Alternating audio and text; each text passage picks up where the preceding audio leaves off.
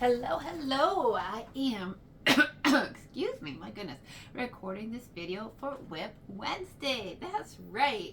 So if you're in the crafting community, you might already know what WIP is. WIP, that stands for your work in progress. But of course, if you're new to the crafting community, well, that's what it is. So if you're just out cruising the YouTube streets looking for a crafting buddy, well, you have found somebody. So get your beverage, get your project, come on in, say hello in the comments section, and let me know what your whip is today. It could be a crochet project. I'm crocheting with you today.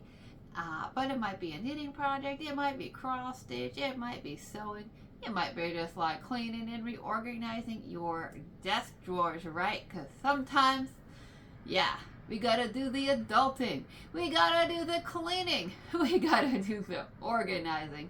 It's never ending, right? I could just sit and knit and craft with you all day long. But yeah, even I have to put down my projects and do those things sometimes. And usually half of my cleaning and organizing tasks have to do with my yarn room, okay? Not going to lie for a minute and be like, nope, that's really what it is. My cleaning and organizing, it involves yarn too.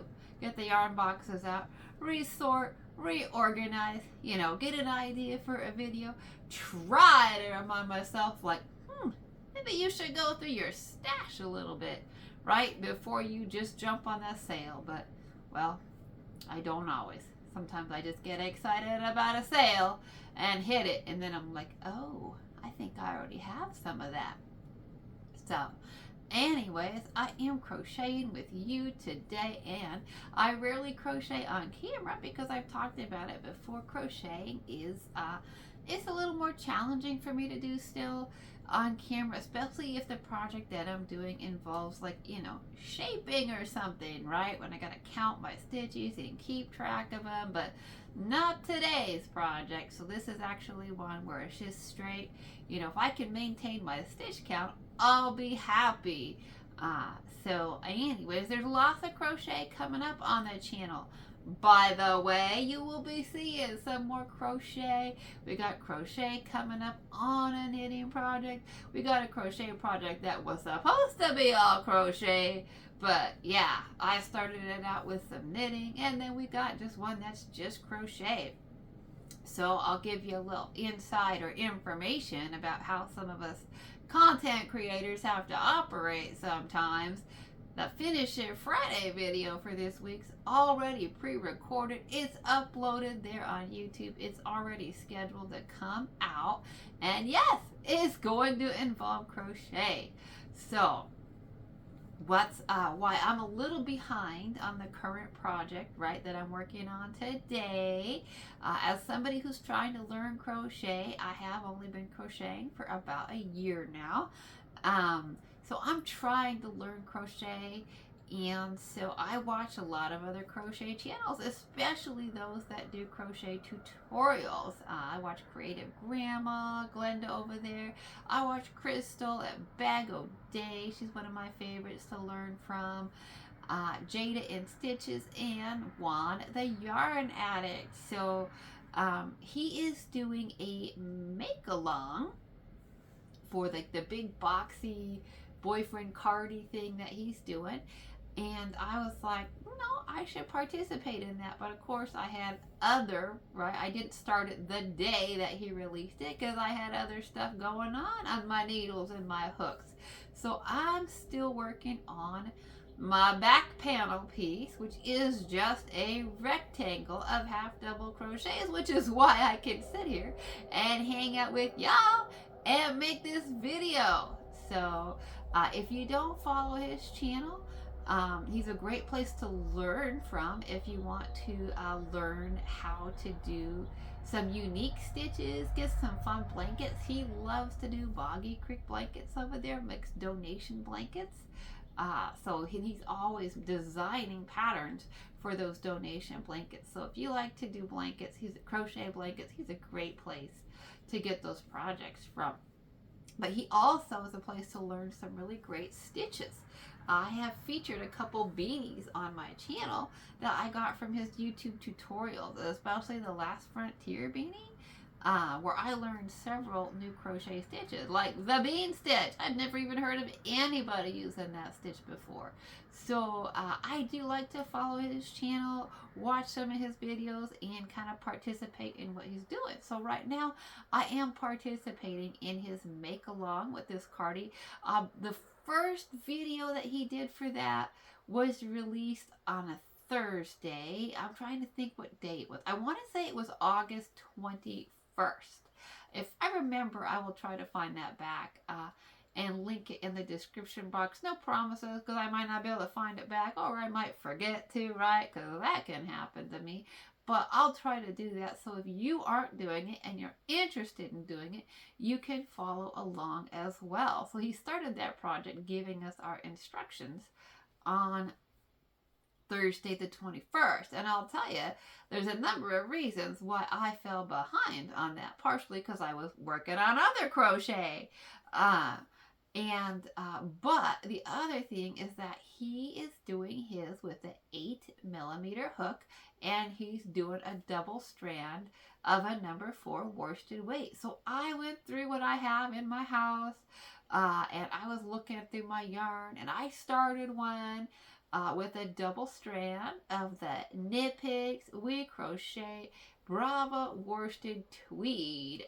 Thinking the color chimney sweet, maybe a really nice like black tweed.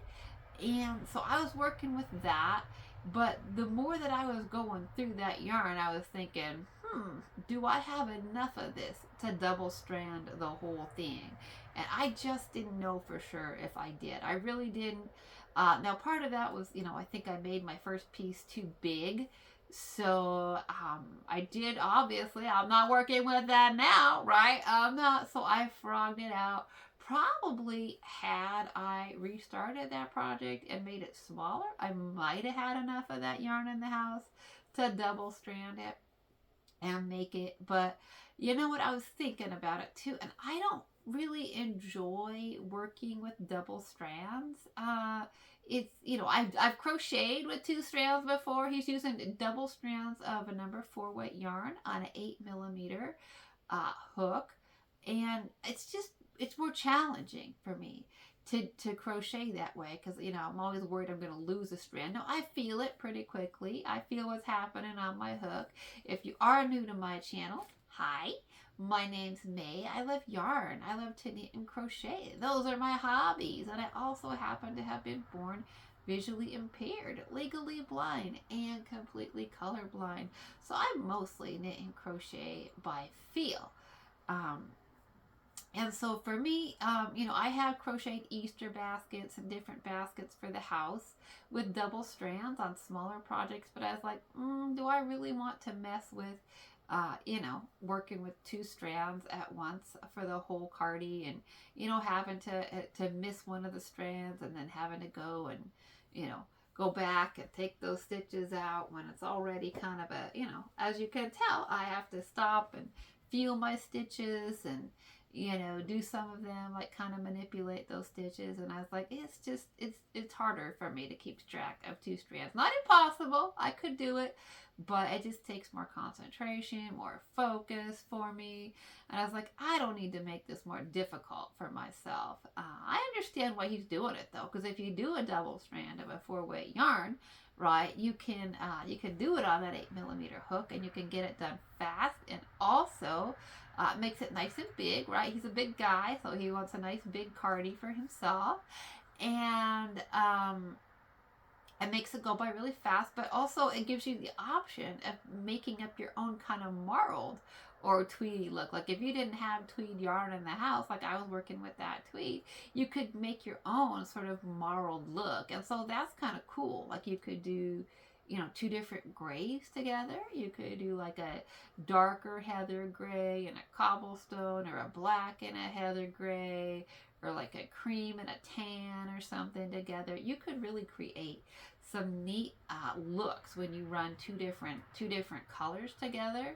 So I can see, and I am still thinking about doing some double stranded work. I get some of those little thin, like lace weight yarns and mohair yarns and, decorative yarns for knitting, especially. I have knit double stranded before with like a lace weight mohair and I think maybe like a sport weight merino, and it does look really pretty. I did like a pair of fingerless gloves that way, and it looks beautiful all marled like that.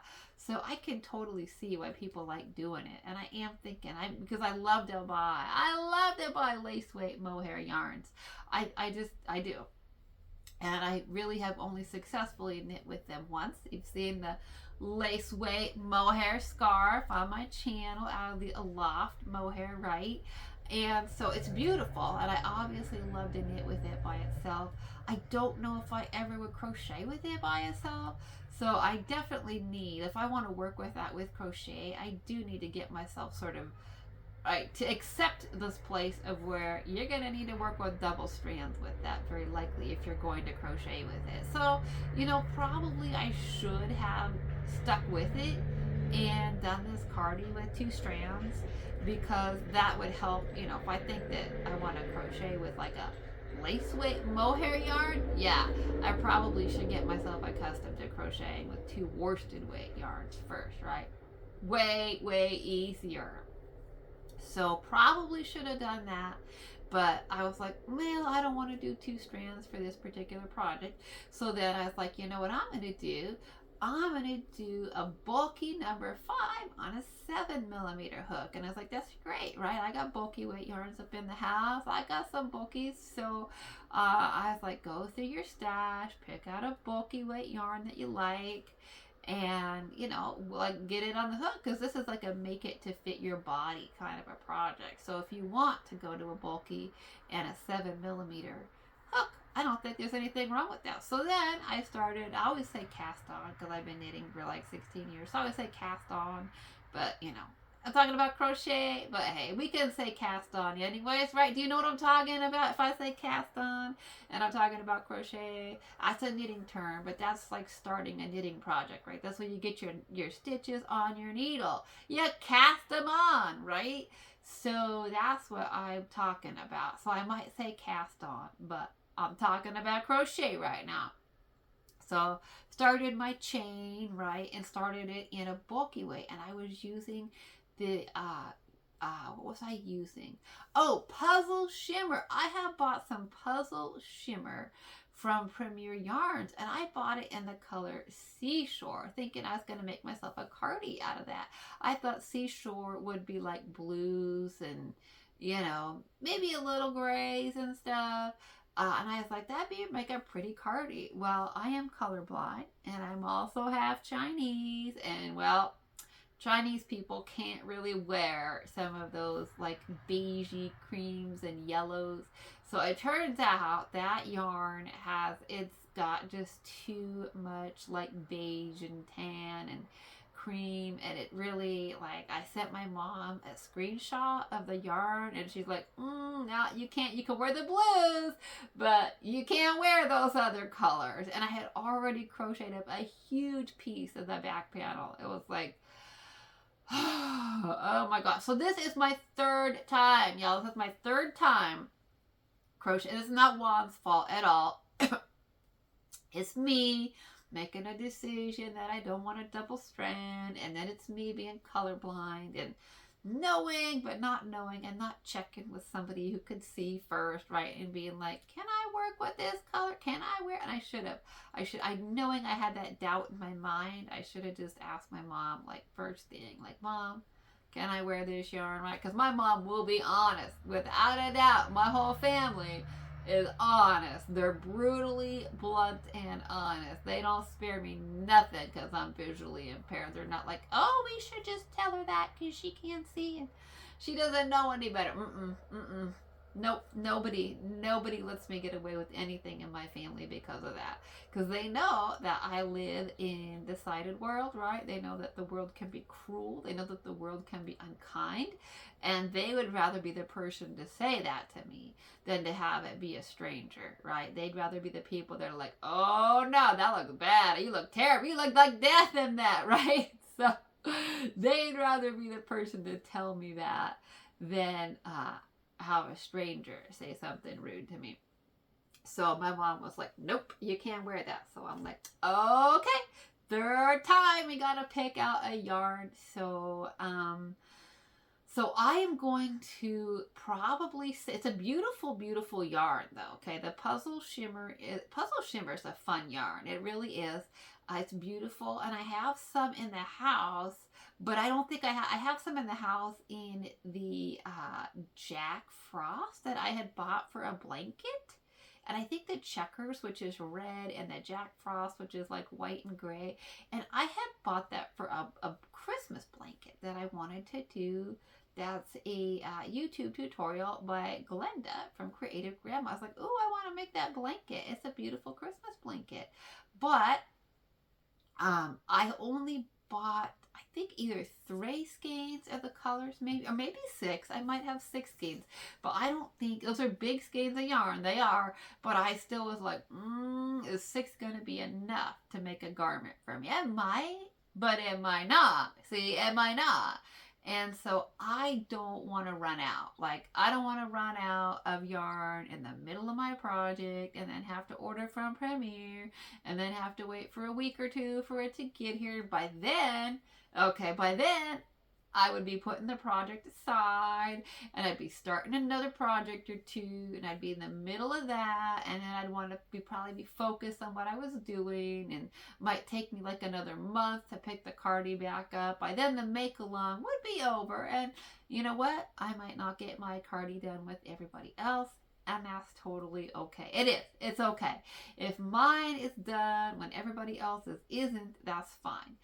But I also didn't want to get to, that place where I was having to reorder yarn. So I felt pretty strongly, even though I do order yarn all the time, I do, we know it. I wanted to work with something that I felt pretty confident that I had the quantity in the house for. I just feel that. So I went ahead and started to work with the Holly Berry, right? The wool of the Andes.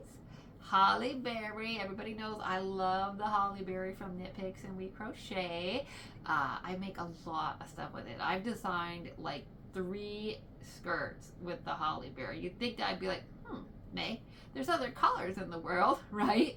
But I often choose the Holly Berry because I have a lot of it in the house because it's a color that I know that I can wear, right? There's some reds that I don't know if I can wear. They have some beautiful, beautiful reds over there.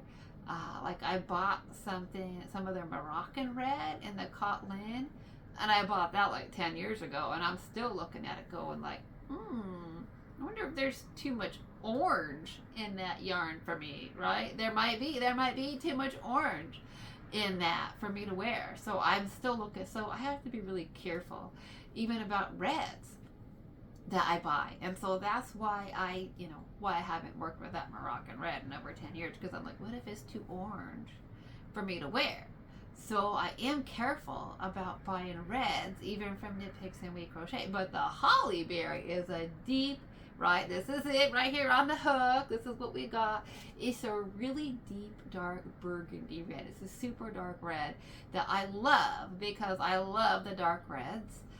Even it does kind of really look black to me. It kind of looks black to me. It kind of looks purple to me. So it's hard for me, but it's one that I know that I can wear, and I really like it. And I feel like the burgundy is good for like so many seasons. Like I feel like the burgundy is good for Christmas, right? We can do Christmas stuff with burgundy reds.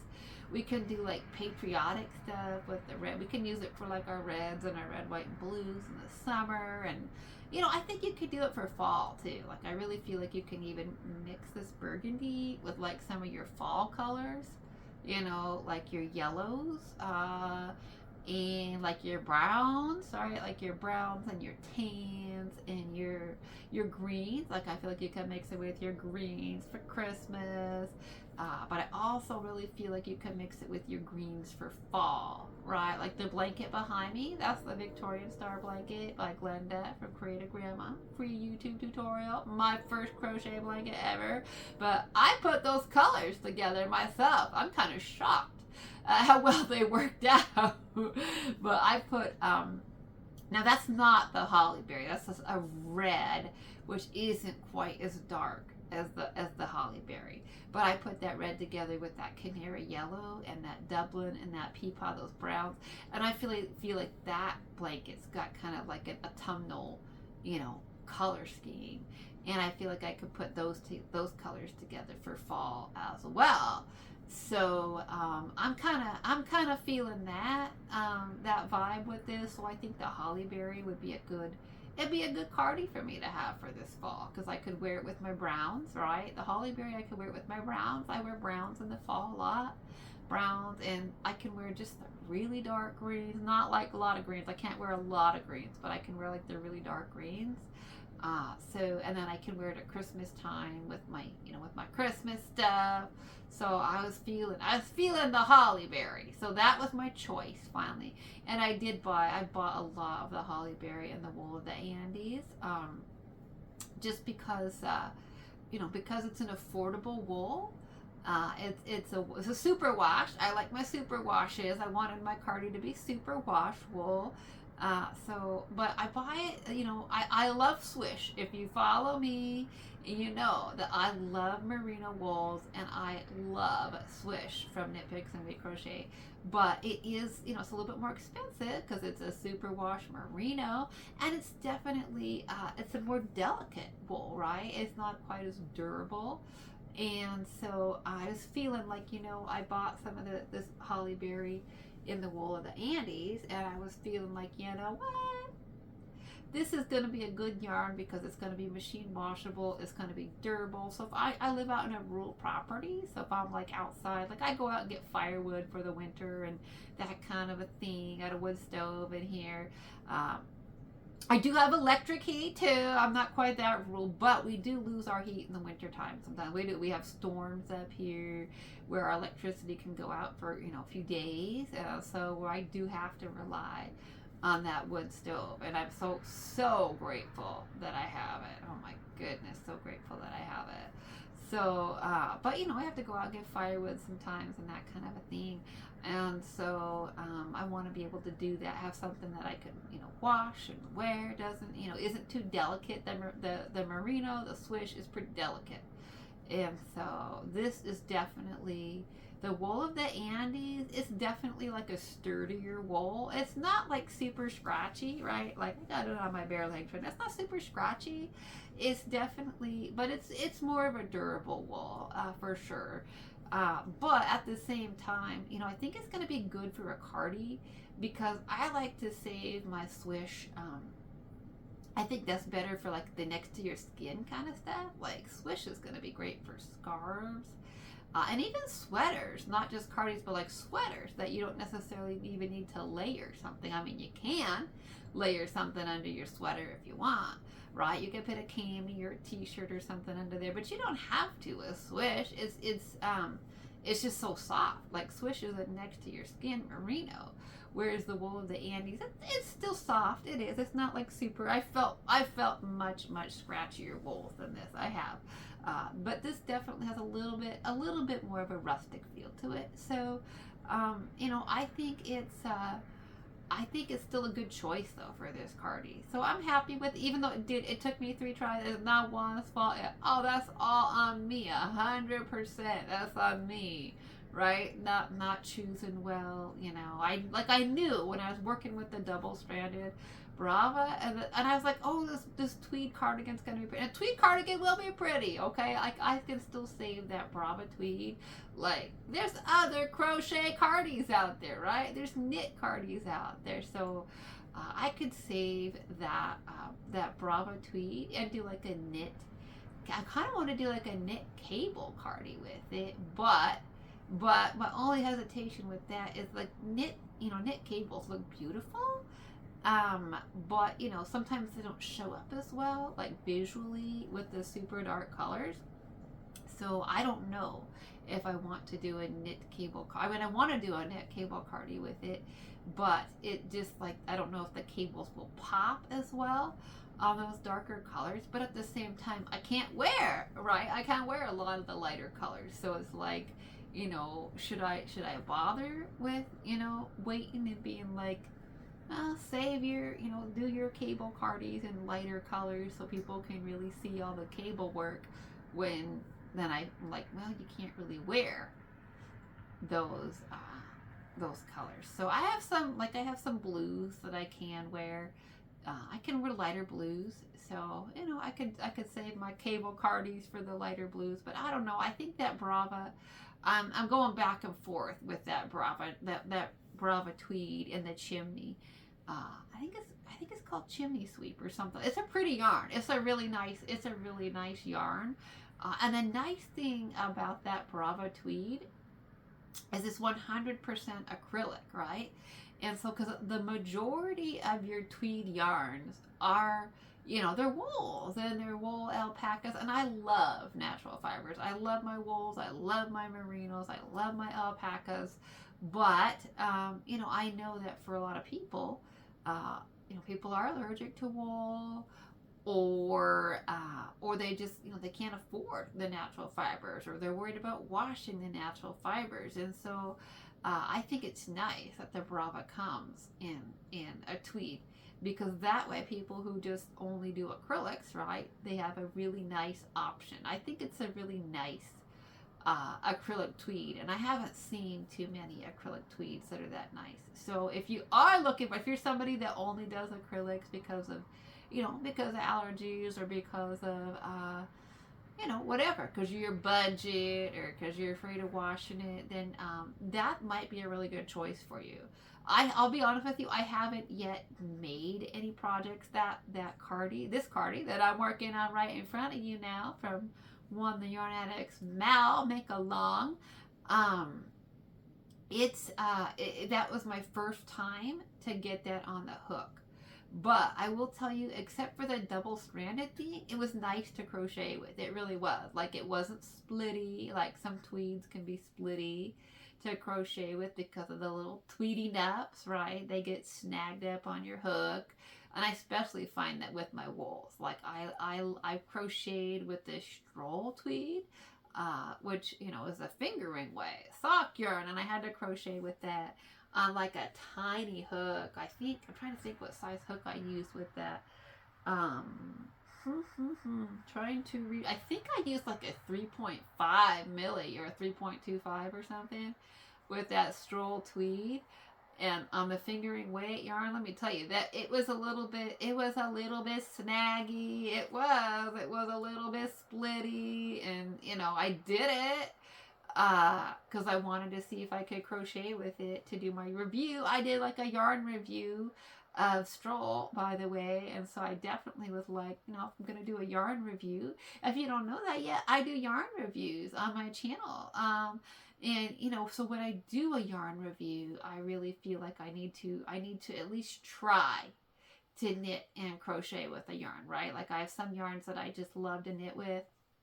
I have some yarns that I think are better for crochet. And so, even on a fingering weight yarn like that, I think I better redo that stitch. That didn't feel right to me. So, even though it was a fingering weight sock yarn, I said that myself. I said, you have to try to crochet with it, right? And then just give your honest review. Like, how does it crochet up? So, I would have been smarter to not choose a tweed to crochet with. I know that. I would have been far smarter to, crochet with the solid, because I know that the tweeds are more likely to split and they're more likely to snag just because of the tweedy bits, right? That's just the nature of tweed yarns. They got those little tweedy flecks in there, and they're much more likely to snag on your hook and all that. But I did. I chose the tweed to crochet with on those tiny hooks. And but I did it. Even though it was a slow process. So I can honestly tell you, with the double strand, I'll have to get back. I will have to try to crochet with that yarn, even if I don't end up making a crochet project with it. I'll try to crochet with it. Just, maybe I'll do like a crochet sweater or something with it, because I am curious to see how it crochets up as a single strand, as opposed to being double stranded. I'm very, very curious to see how. I think it's going to crochet it beautifully, even on a single strand, on a smaller hook, instead of the 8 milli. I think probably if you don't double strand it, on that yarn, the Brava tweed is a worsted, I would probably do a 6, probably a 6 milli with it, maybe a 6, 5.5, 6 to 6.5 would be my thoughts on the appropriate hook size for that yarn. I'm gonna redo those stitches, and I think it will crow. Ooh, how do I feel about that stitch? I think I'm gonna rip out one more. Oh my goodness, just frogging away here. I have a little stitching frogging party. If I'm ever unsure about how a stitch feels, especially with crochet, with knitting, not so much, but with crochet, if I'm ever unsure of a stitch, I just pull out my hook and redo it. I'm just like, nope, nope, nope, nope. So if it feels off to me, I just immediately, it doesn't bother me at all. Crochet is so easy to go back and fix a stitch. And so if I feel unsure of it, I just pull out my hook, frog back a stitch or two, and redo it, right? It's way easier than unknitting.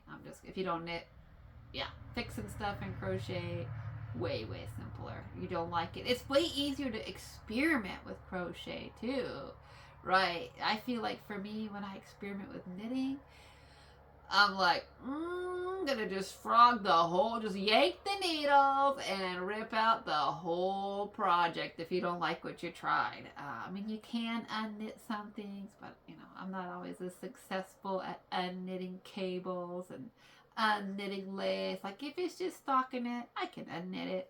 But if it's cables and if it's lace, I'm like, So, but crochet, man, you just pull your hook. If you can like experiment, you can play. You can be like, oh, what would happen if I did this stitch? And what would happen if I put an extra stitch in there, right? And then if you don't like it, you just pull the hook and go back to the previous row or something. It's just fast. It's forgiving. It's definitely fun. It is crochet. I have to admit. Even though I struggled to crochet. I did. Gave up on it numerous times. My sister's been trying to teach me to crochet since I was probably like 15. And I just was like, no, I can't get it. No. I'm one of those people who actually knit before they crochet, which is kind of unusual.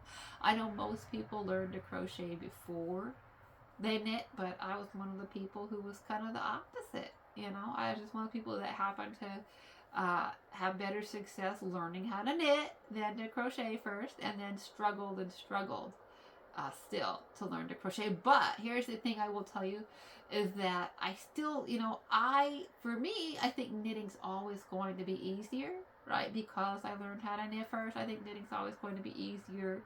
But now that I understand crochet, I think that when it comes to telling other people, like if people ask, which should I learn first, which is easier to learn, but I would definitely say learn to crochet first.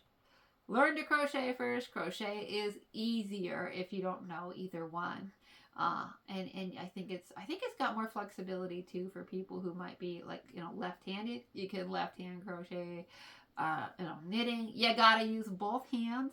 But so I think that knitting involves a little more coordination because you got two needles that you're dealing with, right? And so you're working with your two needles, and so you got to be more coordinated.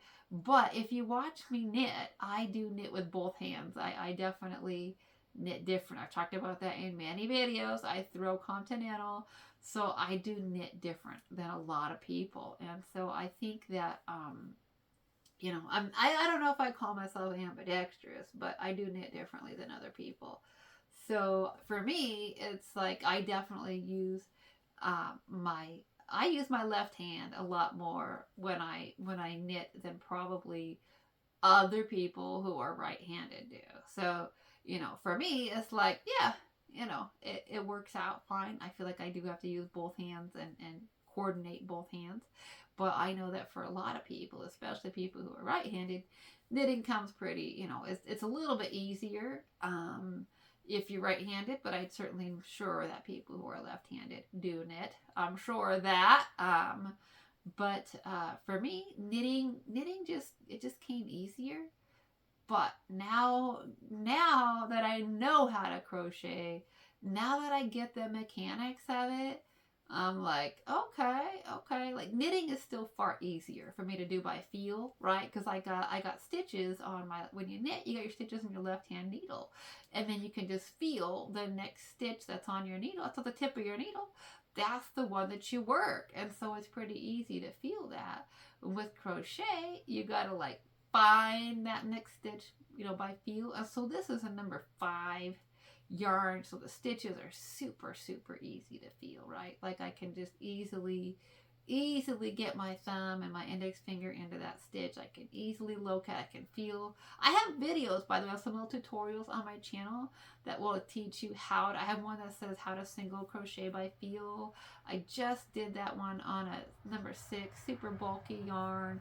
That was getting some views. I'm happy about that. I've also got one on how to half double crochet by feel, how to double crochet by feel. So I walk people all the way through, how I do it. And that might, if you're visually impaired, or if you're trying to work with black yarns. I hear so many people say that, like, I can't crochet with black anymore because they can't see it, So you could certainly use, if you're one of those people who says you can't crochet with black anymore because you can't see it, you could check out my little videos on how to do it by feel. You might not want to do a whole project that way, but you certainly could, if it was just like an accent color or something, or like a trim, like if you're just wanting to trim something up in black, you might could do it the way I do it. Or granny stitch, right? I feel like granny stitch is something that most people can do by feel. I feel like if you want to learn how to crochet by feel, like if you're having vision issues, start with the granny stitch, because you make the little spaces, right? And you just work into the spaces. And so anything like that where you can work into the spaces, I feel like it's a really good project to sort of practice on, practice working by feel on. So anyways, I don't know how long this video's been, but it's probably about been long enough, right? It's probably about been long enough for a WIP Wednesday. Don't know what people want from their crafting companions. I don't know. So let me know. Let me know what your WIP is. Let me know what you do while we hang out together for WIP Wednesdays. Let me know what your project is. Even if you're not crafting right now, even if you're cleaning or eating dinner, let me know what's on your needles. Let me know what's on your hooks. Let me know where you're watching from, what the weather's like, all that stuff, right? We want to know. We want to learn about other people. So what your hobbies are, what your other hobbies are, because you know what I like to say on my videos, right? You do, about creativity and ending with all the other things. Oh, we got to do a little more frogging here. We almost made it to the row, and then I got my hook a little bit crazy there. So I'm going to redo that stitch. But I know that people got other hobbies too besides knitting and crocheting, and we can inspire creativity of all types here, right? I look at other things sometimes and get inspiration for projects, and I'm like, even if that's not knit or crochet, I think, can I do that with knit and crochet, right? So sometimes you can inspire your other hobbies through knitting and crochet, and just sort of the creative process, right? So anyways, I am going to finish up this row with you, and then I might almost be done with my back panel. I'm going to have to stop and go and hold this up to another garment, right? That's how we're doing it. We're just trying to decide if I need to redo that stitch or not. I think it's going to, I don't know. I might redo. I'm gonna redo it now. I just took the hook out. Gonna redo it now.